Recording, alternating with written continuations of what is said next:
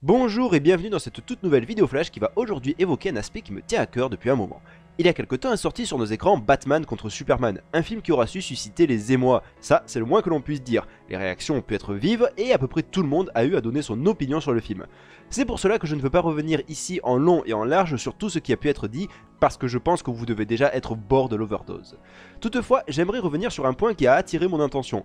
Parmi les nombreux retours concernant le film, qu'il s'agisse de personnes qui ont adoré l'œuvre ou sont restées plus sceptiques, presque à chaque fois est ressorti le fait que le film prenait son temps pour poser son histoire, et que cela constituait un aspect positif.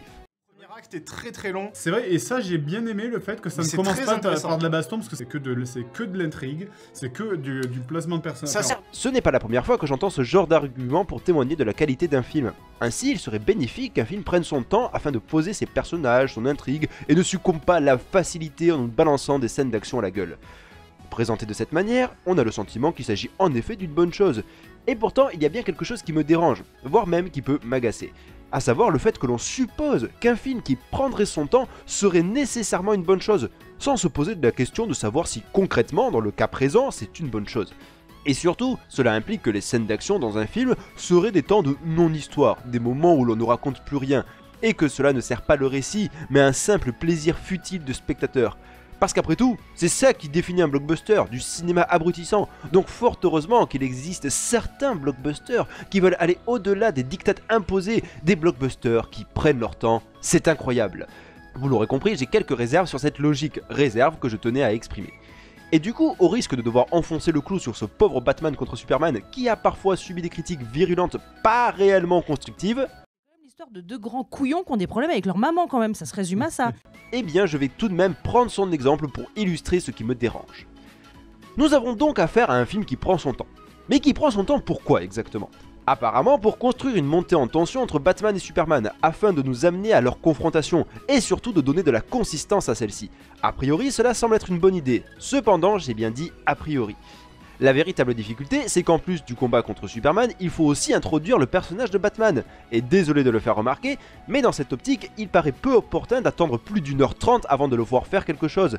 Ça passe dans un film consacré à un unique super-héros et dont on souhaite montrer la genèse, mais là ce n'est pas judicieux. On est censé nous présenter un Batman déjà existant depuis de nombreuses années, tout en couplant cela avec d'autres enjeux. De ce fait, passer les 3/4 du temps à voir Bruce Wayne faire des machins sans beaucoup de sens, ça ne rime à rien. C'est essentiel de le voir agir en Batman, surtout si l'enjeu du film est de le faire s'affronter à Superman. L'idéal, si l'on veut faire monter la tension d'un combat entre deux adversaires, c'est de nous donner la sensation que l'on va avoir affaire à un combat de titans. Et si l'on veut faire ça, il est judicieux de nous montrer chacun des super-héros dans le feu de l'action, avec des séquences nous montrant toutes leurs aptitudes. Au final, avec Dawn of Justice, la première fois où l'on va enfin pouvoir observer Batman se battre, cela sera directement contre Superman. On l'a encore rien vu faire et que bim, on te le balance contre lui. Alors que la scène où il affronte des gangsters, passage très réussi d'ailleurs, si elle était intervenue bien plus tôt, aurait pu avoir beaucoup plus d'impact, car cela aurait pu constituer une excellente intronisation du personnage, ce qui nous aurait fait saliver ensuite pour le duel. Quoi de mieux après tout qu'une bonne barbouze pour nous familiariser avec un personnage, nous montrer toute sa splendeur, et même nous montrer ses caractéristiques. Une bonne scène d'action peut être un excellent moyen pour caractériser un personnage. Après tout, Christopher Nolan ne s'y est pas pris autrement pour présenter sa version du Joker. Alors que dans le cas présent, cela ne revêt pas du tout cet effet, parce que quand bien même ce passage est en soi vraiment cool, on est à un stade où cela n'a plus vraiment de répercussions de le voir ainsi, puisque concrètement, on voit Batman affronter des criminels lambda, alors que le mec vient juste de se foutre sur la gueule avec une sorte de dieu. Du coup, l'on se retrouve avec une progression qui n'a pas vraiment de logique. L'autre chose qu'aurait permis de nous montrer les deux protagonistes en action dans leurs beaux collants respectifs, est que cela aurait pu permettre de traduire au mieux leur opposition idéologique, entre d'un côté un Batman brutal, qui a pour volonté de blesser ses adversaires sans aucune pitié, et de l'autre un Superman plus doux, qui agit dans l'intérêt des autres et neutraliserait ses assaillants sans les blesser. Une divergence entre les personnages pourrait alors transparaître rien qu'au travers de leurs actes. Et justement, tout ce développement sur la caractérisation des personnages au travers de séquences d'action me permet de faire une transition sur l'aspect essentiel que je voulais aborder, à savoir le fait qu'aussi surprenant que cela puisse paraître, une scène d'action n'est pas un moment mort de l'intrigue, une coupure dans le scénario où plus rien n'est raconté. On peut construire une histoire autour de scènes d'action, dans le sens où une scène d'action peut narrer quelque chose. Prenez Mad Max Fury Road, composé pour presque à moitié de scènes pure adrénaline. Il n'en est pas pour autant vide de sens la moitié du temps. L'évolution des personnages ou des rapports qu'ils entretiennent les uns avec les autres, tout se fait par les diverses scènes d'action. comme l'illustre à merveille la relation entre Max et Furiosa, conflictuelle au début, pour aboutir à une véritable relation de confiance, et tout cela découle des épreuves qu'ils auront à vivre. Donc voilà, ce n'est pas parce que ça pète dans tous les sens que cela ne veut plus rien dire, bien au contraire, et que ce n'est pas parce que l'on a un rythme lent, et que cela serait soi-disant non conventionnel pour un blockbuster, que l'on a forcément des choses passionnantes à raconter, ou encore qu'on les raconte bien. Et désolé de le dire comme ça, mais force est de reconnaître que Dawn of Justice raconte mal son histoire, même si ce n'est pas dû uniquement à cet aspect.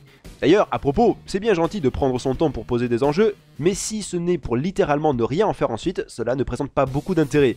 J'avoue avoir eu le sentiment de n'avoir fait là qu'ouvrir des portes ouvertes, mais quand je vois tout le dédain qu'on peut sortir à propos du cinéma d'action en général, les mêmes clichés selon quoi il s'agirait d'un cinéma crétin, de voir aussi certains films pompeux se la raconter grave afin de ne pas être catalogué simple film d'action et être au final extrêmement chiant, eh bien cela m'emmerde, parce que bordel de merde, on peut faire des choses géniales avec le cinéma d'action, on peut faire ressentir des frissons aux spectateurs, s'éclater en mise en scène, avoir de véritables propositions de cinéma, comme avec tout genre en fait. Donc voilà, il est absurde de vouloir rabaisser cette catégorie d'œuvres, d'autant plus que ce n'est pas parce qu'une œuvre peut s'assimiler à une catégorie qu'elle ne peut pas en revêtir une autre. Voilà, c'est pour ces raisons que j'avais envie de faire cette brève chronique, moins pour charger la mute de Superman contre Batman que pour profiter de l'occasion pour revenir sur des clichés qui ont un peu tendance à m'agacer.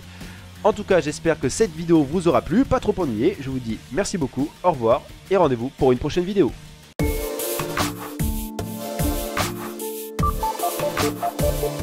Thank you.